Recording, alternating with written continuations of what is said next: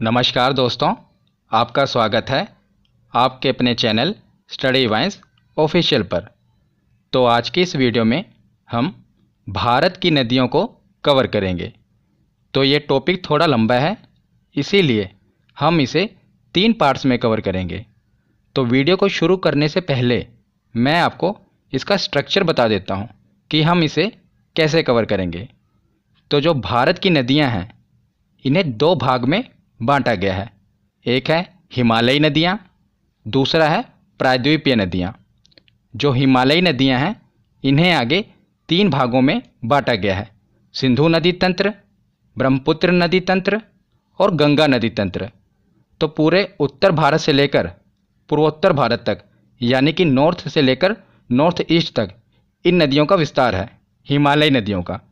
तो आज के इस वीडियो में हम सिंधु नदी तंत्र और ब्रह्मपुत्र नदी तंत्र इसे कवर करेंगे। इससे नेक्स्ट पार्ट में जो गंगा नदी तंत्र है उसे कवर करेंगे, क्योंकि ये थोड़ा बड़ा टॉपिक है। गंगा नदी तंत्र तो सेकंड पार्ट में कवर करेंगे। और लास्ट वीडियो में हम जो प्रायद्वीपीय नदियां हैं, यानी कि जो मध्य भारत और दक्षिण भारत की नदियां हैं, उन्हें कवर करेंगे। तो ये वीडियो 3 पार्ट्स में आएगी, मतलब कि भारत की नदियाँ हम 3 पार्ट्स में कवर करेंगे। तो आज की इस वीडियो में हम सिंधु नदी तंत्र और ब्रह्मपुत्र नदी तंत्र को कवर करेंगे।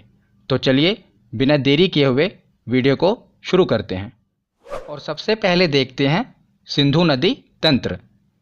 तो सिंधु नदी तंत्र में, जैसा कि नाम से ही क्लियर है, मुख्य नदी होगी सिंधु नदी और बाकी की नदियाँ इसकी सहायक नदियाँ होंगी। तो सबसे पहले देखते हैं सिंधु नदी। सिंधु नदी 3 देशों में होकर बहती है। कौन कौन से? चीन, भारत और पाकिस्तान। तो सिंधु नदी चीन के तिब्बत में मानसरोवर झील से निकलती है। तो ये चीन के तिब्बत में मानसरोवर झील से निकलती है और उसके बाद भारत के लद्दाख में एंटर करती है। तो फिर भारत के लद्दाख से होते हुए ये पाकिस्तान में जाती है और पाकिस्तान से गुजरते हुए अरब सागर में गिर जाती है। तो इसका उद्गम स्थल कहाँ हुआ? उद्गम स्थल क्या होता है? जहाँ से नदी की शुरुआत होती है। और मुहाना क्या होता है? जहाँ पर नदी खत्म होती है। तो सबसे पहले देखते हैं उद्गम स्थल। तो उद्गम स्थल है तिब्बत में मानसरोवर झील। याद रखिएगा, मानसरोवर झील से ये निकलती है। और मुहाना क्या है? कहाँ पर जाकर गिरती है? तो अरब सागर में। तो ये दोनों याद रखिएगा। तो उसके बाद है कि सिंधु नदी तंत्र में 2 नदियाँ तिब्बत से आती हैं। तो ये भी इम्पोर्टेंट है, क्योंकि जो बाकी नदियाँ हैं सिंधु नदी तंत्र की, वो भारत से निकलती हैं। पर 2 नदियाँ हैं जो भारत से बाहर चीन के तिब्बत से निकलती है। कौन कौन सी? एक तो खुद सिंधु नदी, ये भी मानसरोवर झील से निकल रही है, और दूसरी सतलुज नदी। तो ये भी देखिए, ये भी सा से शुरू हो रही है और ये भी सा से शुरू हो रहा है। मतलब कि सतलुज और सिंधु दोनों की शुरुआत सा से ही हो रही है। और एक है पहली नदी, मतलब कि सिंधु नदी तंत्र के सबसे ऊपरी नदी, और एक है सबसे लास्ट वाली नदी। ये दोनों नदियाँ भारत के बाहर मानसरोवर झील से निकलती हैं और बाकी की नदियाँ भारत से ही निकलती हैं। तो सिंधु नदी के दाएं तट पर भारत का लेह शहर स्थित है। कई बार ये क्वेश्चन पूछा जाता है कि किस नदी के तट पर कौन सा शहर स्थित है। तो जो लेह शहर स्थित है, ये सिंधु नदी के दाएं तट पर स्थित है। याद रखिएगा।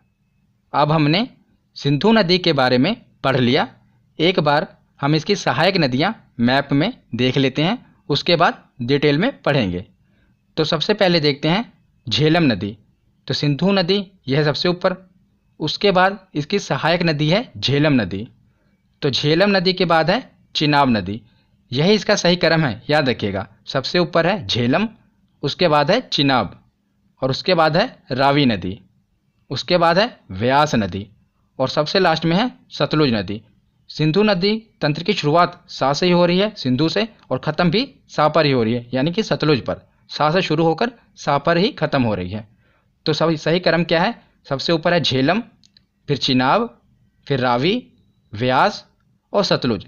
चिनाब नदी सिंधु नदी की सबसे बड़ी सहायक नदी है। कई बार ये क्वेश्चन एग्जाम में पूछा गया है कि चिनाब नदी सबसे बड़ी सहायक नदी है किसकी? सिंधु नदी की। तो ये सहायक नदियों में सबसे बड़ी बहन है, बाकी की इसकी छोटी बहनें हैं। तो बड़ी बहन का क्या काम होता है कि छोटी बहनों की उंगली पकड़कर उनको रास्ता दिखाना। तो यही काम इसका है।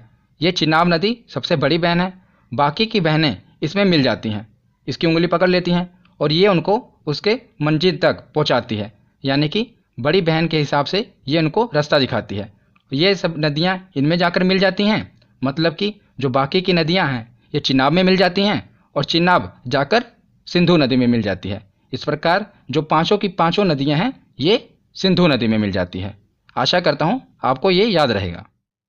तो अब आगे देखते हैं।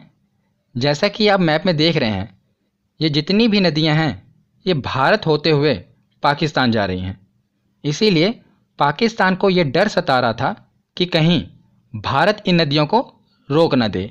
इसीलिए भारत और पाकिस्तान के मध्य एक समझौता हुआ जिसे कहते हैं सिंधु जल समझौता। ये क्या है इसे देख लेते हैं। तो सिंधु नदी तंत्र के जल को लेकर भारत और पाकिस्तान के बीच 1960 में सिंधु जल समझौता हुआ जिसे कहते हैं इंडस रिवर ट्रीटी।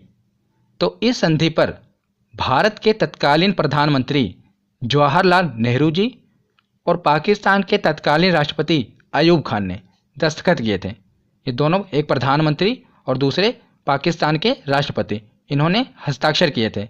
इनके बीच हुआ था इंडस रिवर ट्रीटी। तो इस समझौते में क्या निर्णय लिया गया? जैसा कि आप जानते हैं सिंधु नदी तंत्र में कितनी नदियां हैं? तो 6 नदियां हैं। तो 6 नदियों में से 3 नदियों का अधिकार, मतलब कि 3 नदियों के पानी का अधिकार पाकिस्तान को दे दिया गया और 3 नदियों के पानी का अधिकार भारत को दे दिया गया। तो ये कौन कौन सी नदियां हैं यही एग्जाम में पूछा जाता है। तो जो ऊपर वाली 3 नदियां हैं, सिंधु नदी, झेलम नदी और चिनाब नदी, इन तीनों नदियों के पानी के इस्तेमाल का अधिकार पाकिस्तान को दे दिया गया। और जो नीचे की 3 नदियां हैं, रावी, व्यास और सतलुज, इन तीनों नदियों का अधिकार भारत को दे दिया गया। तो ऊपर की 3 नदियों का इस्तेमाल पाकिस्तान करेगा और नीचे की 3 नदियों का इस्तेमाल भारत करेगा। तो इस समझौते के तहत जो ऊपर की 3 नदियां हैं इनका पानी भारत नहीं रोक सकता। वहाँ पर विद्युत उत्पन्न कर सकता है, मतलब कि बिजली का उत्पादन कर सकता है, पर पानी नहीं रोक सकता। ये इसमें डिसाइड हुआ है। तो आशा करता हूँ आपको सिंधु जल समझौता समझ आ गया होगा। तो अब हम एक एक करके जो सिंधु नदी तंत्र की सहायक नदियाँ हैं इनको पढ़ते हैं। तो सबसे पहले हम शुरुआत करते हैं सिंधु नदी तंत्र की सबसे बड़ी सहायक नदी चिनाब से। तो चिनाब का उद्गम स्थल और मुहाना देख लेते हैं, क्योंकि एग्जाम में यही पूछा जाता है कि इस नदी का उद्गम स्थल बताओ, मुहाना बताओ, और जो विशेष बातें हैं वो भी हम पढ़ेंगे। तो सबसे पहले चिनाब नदी का उद्गम स्थल। तो चिनाब नदी कहाँ से निकलती है? बारालाचा दर्रा। ये मैंने आपको दर्रे की वीडियो में बताया था कि बारालाचा दर्रा कहाँ पर है, तो हिमाचल प्रदेश में है। तो चिनाब नदी निकलती है हिमाचल प्रदेश से। हिमाचल प्रदेश से निकलती है और ये ख़त्म कहाँ पर होती है? तो आपको पता है ये सभी नदियाँ सिंधु नदी में जाकर मिल जाती हैं। तो ये सिंधु नदी में जाकर मिल जाती है। तो उसके बाद सिंधु नदी अरब सागर में गिर जाती है। तो याद रखिएगा ये बारालाचा दर्रा से निकलती है। और हिमाचल प्रदेश में चिनाब नदी को चंद्रभागा नदी के नाम से भी जानते हैं। तो इसे चंद्रभागा नदी क्यों कहते हैं? हिमाचल प्रदेश में 2 नदियां हैं, एक है चंद्र और दूसरी है भागा। तो ये दोनों नदियां जहां पर आकर मिलती हैं वहीं से चिनाब नदी शुरू होती है। तो इसीलिए इसे चंद्रभागा नदी कहते हैं, क्योंकि चिनाब नदी चंद्र और भागा दोनों से मिलकर बनी है, इसीलिए इसे चंद्रभागा नदी भी कहते हैं। और ये जब एग्जाम में पूछा जाए इसका हिंट याद रखना, ये दोनों चा से शुरू हो रही हैं। जितनी भी सिंधु नदी की सहायक नदियां हैं इसी में से सिर्फ एक चिनाब नदी है जिसकी शुरुआत चा से होती है, और चंद्रभागा नदी की शुरुआत भी चा से होती है। तो ये एक हिंट है जिसे आप क्लिक करके याद रख पाएंगे कि चंद्रभागा नदी और चिनाब नदी दोनों एक ही हैं। तो उसके बाद देखते हैं कि चिनाब सिंधु नदी की सबसे बड़ी सहायक नदी है। ये मैंने आपको पहले ही बता दिया था कि जो चिनाब नदी है ये सिंधु नदी की सबसे बड़ी सहायक नदी है। तो चिनाब नदी हमने देख ली। अब हम बाकी की सहायक नदियाँ एक एक करके देखते हैं। तो इनको मैंने एक ही स्लाइड में कवर कर दिया, इनका उद्गम स्थल और मुहाना और जो विशेष बातें याद रखनी है, तो इसे आप याद रख पाएंगे। ज़्यादातर यही पूछा जाता है कि इनका उद्गम स्थल कौन सा है, क्योंकि मुहाना तो आपको पता ही है कि जितनी भी सहायक नदियाँ हैं ये चिनाब नदी में मिल जाएंगी और चिनाब नदी सिंधु नदी में मिल जाएगी। पर जो इसका उद्गम स्थल है ये इम्पोर्टेंट बनता है। तो हम एक एक करके देखते हैं। तो सबसे पहले देखते हैं झेलम नदी। तो झेलम नदी का उद्गम स्थल है बैरी नाग झील। तो मैंने झील वाली वीडियो में आपको बताया था कि जितनी भी नाग नागिन वाली झीलें हैं ये कहाँ पर हैं, तो ये हैं जम्मू कश्मीर में। तो झेलम नदी जम्मू कश्मीर के बैरी नाग झील से निकलती है और मुहाना चिनाब नदी है, ये तो आपको पता ही होगा। तो इसे आप याद कैसे रख पाएंगे कि बैरी नाग झील से झेलम नदी निकलती है। तो जैसा कि इस झील में लिखा है नाग, तो इसके पीछे है ना नाग, तो जो नाग नागिन हैं इनको कोई आम नदी नहीं झेल सकती, तो कोई ऐसी नदी हो जो इनको झेल पाए। तो इस नदी का नाम ही रख दिया गया झेलम। ये इतने नाग नागिनों को झेल रही है, इसीलिए इसका नाम पड़ गया झेलम नदी, क्योंकि ये बहुत से नाग नागिन को झेल रही है। एक तरीका है जिसे आप याद रख पाएंगे। तो ये भी याद रखना कि जो श्रीनगर है ये झेलम नदी के तट पर है। साथ ही साथ जो इम्पोर्टेंट बातें हैं वो मैं आपको बता रहा हूँ। तो श्रीनगर झेलम नदी के तट पर है, याद रखिएगा। तो झेलम नदी के बाद देखते हैं रावी नदी। तो रावी नदी निकलती है रोहतांग दर्रा से। रोहतांग दर्रा मैंने आपको दर्रे वाली वीडियो में बताया था, ये है हिमाचल प्रदेश में। और इसका मुहाना तो चिनाब नदी, ये तो आपको पता ही होगा। तो रावी नदी निकलती है रोहतांग दर्रे से। रोहतांग ये रा से शुरू हो रहा है, ये ऐसे हिंट है एक, याद रख लेना कि रा से ये भी है, रा से ये भी है। तो रोहतांग दर्रे से निकलती है रावी नदी। और जो लाहौर शहर है पाकिस्तान का, लाहौर बहुत ही फेमस शहर है लाहौर, ये रावी नदी के तट पर ही है। तो कई बार एग्जाम में पूछा जाता है कि लाहौर किस नदी के तट पर है, ये इंपॉर्टेंट है। तो ये है रावी नदी के तट पर, याद रखिएगा। तो झेलम और रावी ये हमने देख लिया। अब हम देखते हैं सतलुज। तो सतलुज नदी राकसताल जो कि मानसरोवर झील है तिब्बत में, वहाँ से निकलती है। तो मैंने आपको शुरुआत में बताया था कि दो नदियाँ हैं, एक तो सिंधु नदी और एक है सतलुज नदी। दोनों साथ से शुरुआत हो रही है, एक है पहली और एक है आखिरी। ये दोनों भारत के बाहर मानसरोवर झील से निकलती हैं। इसी प्रकार जो सतलुज नदी है वो कहाँ से निकल रही है, मानसरोवर झील के राकसताल से, याद रखिएगा। तो जो भाखड़ा बांध है ये सतलुज नदी पर है। कई बार एग्जाम में पूछा गया है कि भाखड़ा बांध किस नदी पर है, तो याद रखिएगा सतलुज नदी पर है भाखड़ा बांध। जितने भी बांध हैं इम्पोर्टेंट, मैं उस पर एक वीडियो लेकर आऊँगा, पर अभी आप देख लीजिए कि सतलुज नदी पर है भाखड़ा बांध। तो उसके बाद है व्यास नदी। ये सिंधु नदी तंत्र की आखिरी सहायक नदी है। तो याद रखिएगा रावी और व्यास दोनों का उद्गम स्थल रोहतांग दर्रा ही है, जो कि हिमाचल प्रदेश में है। कौन कौन सा, रावी और व्यास। इसे अगर मैं आपको एक हिंट बताऊं तो ये आप ऐसे याद रख सकते हैं, जैसा कि मैंने आपको बताया था कि रावी नदी कहाँ से निकलती है, तो रा से शुरू हो रही है रोहतांग दर्रे से। उसी प्रकार आप रावी लिख लीजिए, रावी ये कहाँ से निकल रही है, रोहतांग दर्रे से। तो रा से रावी हो गया और वा से व्यास हो गया, तो दोनों रोहतांग दर्रे से निकल रही हैं। रावी से ही आप क्लियर कर लेना, एक हिंट है, रावी नदी लिखेंगे तो दोनों रोहतांग दर्रे से निकल रही हैं। रा से रावी और वा से व्यास, दोनों कहाँ से निकल रही हैं, रोहतांग दर्रे से। तो व्यास नदी इकलौती ऐसी नदी है जो भारत में ही शुरू होती है और भारत में ही ख़त्म हो जाती है। तो ये सतलुज नदी में जाकर मिल जाती है और सतलुज नदी इसे चिनाब नदी में मिला देती है। तो याद रखिएगा ये भारत में ही शुरू होती है और भारत में ही ख़त्म हो जाती है। और सबसे ज़्यादा इम्पोर्टेंट है पंजाब के हरिके क्षेत्र में सतलुज और व्यास का ये जहाँ पर संगम हो रहा है, यहीं से एक नहर निकलती है जिसे कहते हैं इंदिरा गांधी नहर। ये भारत की सबसे बड़ी नहर है, इसीलिए इम्पोर्टेंट है, याद रखिएगा। जहाँ पर सतलुज और व्यास का संगम हो रहा है यहीं से निकलती है एक नहर जिसका नाम है इंदिरा गांधी नहर, और ये हमारे भारत की सबसे बड़ी नहर है। तो सिंधु नदी तंत्र के बाद अब देखते हैं ब्रह्मपुत्र नदी तंत्र। तो ब्रह्मपुत्र नदी भी तिब्बत के मानसरोवर झील के पास से निकलती है।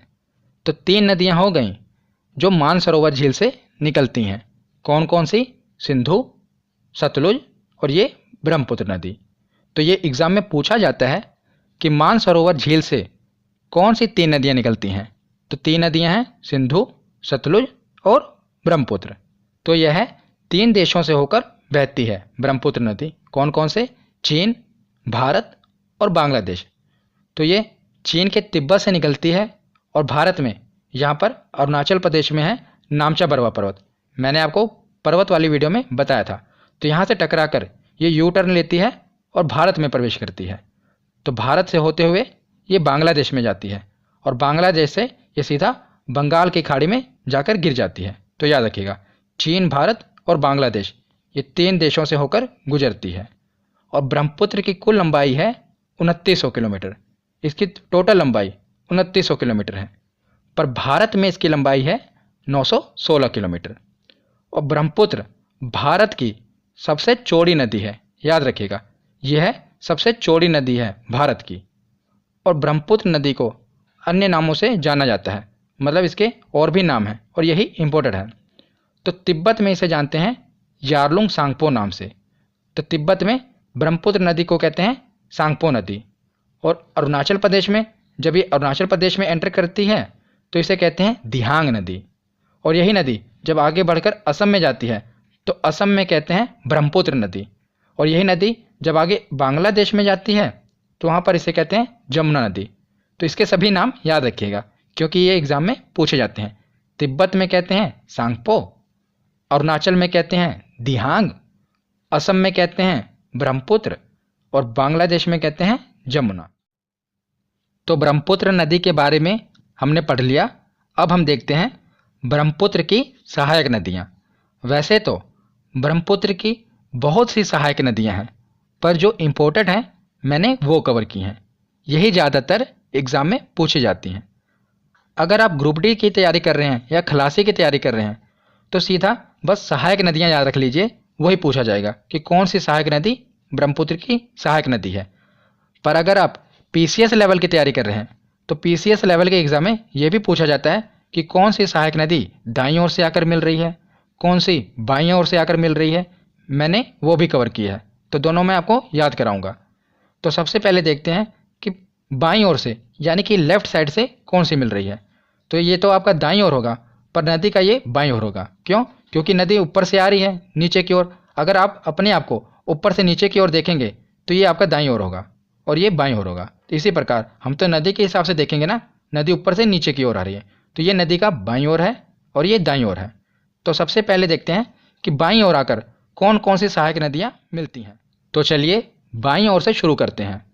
तो सबसे ऊपर है दिबांग नदी, उसके नीचे है लोहित नदी। और याद रखिएगा लोहित नदी को खूनी नदी भी कहते हैं। एग्ज़ाम में पूछा जाता है कि कौन सी नदी है जिसे खूनी नदी कहते हैं, वो है लोहित नदी। और दिबांग नदी और लोहित नदी दोनों इम्पोर्टेंट हैं, ज़्यादातर पूछी जाती हैं। उसके बाद है धनसिरी नदी और उसके बाद है कोपिली नदी। तो ये चारों नदियाँ ब्रह्मपुत्र की सहायक नदी हैं जो बाईं ओर से जाकर मिलती हैं। कौन कौन सी? दिबांग, लोहित, धनसिरी और कोपिली। तो इसे आप याद कैसे रखोगे ये मैं आपको एक कहानी से बताता हूँ, क्योंकि अगर आपको बाईं ओर वाली सहायक नदियाँ पता होंगी तो जो बाकी बची वो दाईं ओर से आएंगी। तो हम बाईं ओर वाली याद रखते हैं। तो 4 नदियाँ हैं दिबांग, लोहित, धनसिरी और कोपिली नदी। तो कहानी क्या है कि जो ब्रह्मपुत्र नदी है ये भारत की सबसे चौड़ी नदी है। इसमें तैरना आसान नहीं है क्योंकि जो इसका प्रवाह है वो काफ़ी तेज होता है और काफ़ी चौड़ी नदी है। तो अगर किसी आदमी को जिसको स्विमिंग ना होती हो उसे इस नदी के पास ले जाया जाए और तैरने को कहा जाए तो उसका दिल जोर से धक धक करने लगेगा। वो डर जाएगा कि भाई मैं कैसे तैर पाऊँगा, इसमें तो बड़े बड़े जो स्विमर हैं वो भी तैर नहीं पाएंगे। तो याद रखिएगा उसका दिल धक धक करने लगेगा। उसी से हम याद रखेंगे। देखिए यह है दिबांग नदी और यह है लोहित, दोनों की शुरुआत हो रही है दिल। तो हो गया दिल, यह धनसिरी ध और आगे है कोपिली क। तो दिल धक, दिल धक से आप याद रखेंगे। ये तो आप याद रख लेंगे कि इसकी सहायक नदी हैं, पर अगर आपको ये याद ना रहा कि दाईं ओर से मिलती हैं तो कि बाईं ओर से मिलती हैं, ये कैसे याद रख पाएंगे। तो जो आपका दिल धक धक हो रहा है आप हाथ लगाइए, दाईं ओर हो रहा है या बाईं ओर। तो आपको पता चल गया होगा कि ये जो दिल है हमारा बाईं ओर है। तो इसे याद रख पाएंगे कि दिल धक धक हो रहा है तो बाईं ओर है दिल, तो ये बाईं ओर से मिलती हैं। तो ये आप याद रख लीजिएगा। तो उसके बाद देखते हैं अब हम दाईं ओर वाली नदियाँ। बाईं ओर वाली याद हो गई, अब दाईं ओर वाली देखते हैं। तो सबसे इम्पोर्टेंट है तिस्ता। तिस्ता नदी जो है ये चोलामू झील से निकलती है। झील वाली वीडियो में मैंने आपको बताया था कि जो चोलामू झील है ये भारत की सबसे ऊंची झील है, सिक्किम में है। तो वहीं से निकलती है तिस्ता नदी और वहाँ से आकर ये मिल जाती है ब्रह्मपुत्र नदी में। उसके बाद है संकोश नदी और उसके बाद है मानस नदी और उसके बाद है सुबनसिरी नदी। तो ये 4 नदियाँ हैं, ये मिलती हैं दाईं ओर से और ये हैं 4 नदियाँ, ये मिलती हैं बाईं ओर से। तो बाईं ओर वाली या तो आपको याद रहेंगी ना कि दिल धक धक करने लगता है। अगर कोई आदमी ब्रह्मपुत्र में तैरने को कह दे तो दिल धक से याद रखेंगे, और दिल धक धक हमारा दिल कहाँ पर है, तो बाईं ओर है, तो ये बाईं ओर से मिलती हैं। तो उसके बाद लास्ट में देखते हैं कि दुनिया का सबसे बड़ा नदी द्वीप माजुली, जो कि ब्रह्मपुत्र नदी में ही है और ये असम में है। जो जहाँ से असम में ब्रह्मपुत्र नदी गुजरती है ना, वहीं पर सबसे बड़ा नदी द्वीप है माजुली। ये दुनिया का सबसे बड़ा नदी द्वीप है और असम ने तो इसे द्वीप जिला भी घोषित कर दिया है। इसको एक जिला घोषित कर दिया है माजुली के। याद रखिएगा, इतना बड़ा ये द्वीप है माजुली द्वीप, ये ब्रह्मपुत्र नदी पर है। तो यहाँ पर हमारा थ्योरी सेक्शन कंप्लीट होता है। अब हम देखते हैं कि हमारे प्रीवियस ईयर के क्वेश्चन कितने सही होते हैं। तो चलिए प्रीवियस ईयर के क्वेश्चन लगाते हैं। तो चलिए प्रीवियस ईयर क्वेश्चन देखते हैं कि हमारे कितने क्वेश्चन सही होते हैं। सबसे पहला प्रश्न है कि सिंधु नदी का उद्गम स्थल कौन सा है। तो बताइए कि सिंधु नदी का उद्गम स्थल कौन सा है। तो ये कहाँ से निकलती है, मानसरोवर झील से। इसका ऑप्शन होगा ए। अगला प्रश्न है कि तिब्बत के मानसरोवर झील से कौन सी नदी निकलती है। तो तिब्बत के मानसरोवर झील से 3 नदियाँ निकलती हैं। कौन कौन सी, सिंधु, सतलुज और ब्रह्मपुत्र। तो इसका सही ऑप्शन होगा ऑप्शन डी, तीनों नदियाँ तिब्बत के मानसरोवर झील से निकलती हैं। अगला प्रश्न है कि सिंधु नदी जल समझौते के अनुसार कौन सी नदी पाकिस्तान द्वारा शासित नहीं है। मतलब कि किस नदी का अधिकार पाकिस्तान को नहीं है। तो 3 नदियां थी ऊपर वाली, कौन कौन सी थी, सिंधु, झेलम और चिनाब। ये 3 नदियां हैं पाकिस्तान के अधिकार में। तो बची कौन, रावी। इस पर पाकिस्तान का शासन नहीं है, तो याद रखिएगा कौन सी, रावी नदी। अगला प्रश्न देखते हैं कि सिंधु नदी की सबसे बड़ी सहायक नदी कौन सी है। तो कौन सी है सबसे बड़ी सहायक नदी, तो यह है चिनाब नदी। यही है ना सबसे बड़ी बहन चिनाब नदी, यही सिंधु नदी की सबसे बड़ी सहायक नदी है। अगला प्रश्न है कि मानस नदी किस नदी की सहायक नदी है। तो बताइए मानस नदी किस नदी की सहायक नदी है। तो यह है ब्रह्मपुत्र नदी की सहायक नदी। और बताइए दाईं ओर से मिलती है ये बाईं ओर से। तो दिल धक में तो ये आ नहीं रहा ना, दिल धक, तो बचा है ये, तो ये राइट साइड से मिलेगी, मतलब कि दाईं ओर से। तो याद रखिएगा। अगला प्रश्न है कि भारत में सांगपो नदी को किस नाम से जाना जाता है। तो सांगपो नदी को किस नाम से जानते हैं, तो ब्रह्मपुत्र नदी के नाम से जानते हैं भारत में। सांगपो नदी को, मतलब कि ब्रह्मपुत्र नदी को तिब्बत में कहते हैं सांगपो नदी, और भारत में अरुणाचल प्रदेश में कहते हैं दिहांग, और असम में कहते हैं ब्रह्मपुत्र। तो अगला प्रश्न है रावी नदी का उद्गम स्थल कौन सा है। तो बताइए रावी नदी कहाँ से निकलती है। तो मैंने आपको बताया था दोनों की शुरुआत हो रही है रारा से। तो इसका सही ऑप्शन होगा ऑप्शन ए, रोहतांग दर्रा। रोहतांग दर्रे से निकलती है रावी नदी। अगला प्रश्न है कि अरुणाचल प्रदेश में प्रवेश करने के बाद ब्रह्मपुत्र नदी को किस नाम से जाना जाता है। तो जब ये अरुणाचल प्रदेश में प्रवेश करती है ब्रह्मपुत्र नदी, तो इसे किस नाम से जानते हैं। तो इसे कहते हैं दिहांग नदी। अरुणाचल प्रदेश में प्रवेश करती है तो दिहांग कहते हैं, जब असम में जाती तो इसे ब्रह्मपुत्र कहते हैं, याद रखिएगा। तो अगला प्रश्न है कि हिमाचल प्रदेश में चंद्रभागा नदी किसको कहते हैं। तो बताइए इसकी भी ट्रिक क्या थी। तो चा से शुरुआत हो रही है, चा से इसकी भी शुरुआत हो रही है, तो चंद्रभागा नदी को ही चिनाब नदी कहते हैं। चिनाब नदी को चंद्रभागा नदी क्यों कहते हैं, क्योंकि ये चंद्रा और भागा नदी से मिलकर बनी है, इसीलिए इसे चंद्रभागा नदी कहते हैं। अगला प्रश्न है कि भारत की सबसे चौड़ी नदी कौन सी है। तो बताइए कौन सी है चौड़ी नदी। तो ये है ब्रह्मपुत्र नदी। अगला प्रश्न है कि दुनिया का सबसे बड़ा नदी द्वीप माजुली किस नदी पर है। तो माजुली नदी द्वीप है ब्रह्मपुत्र नदी में। कहाँ पर, असम में।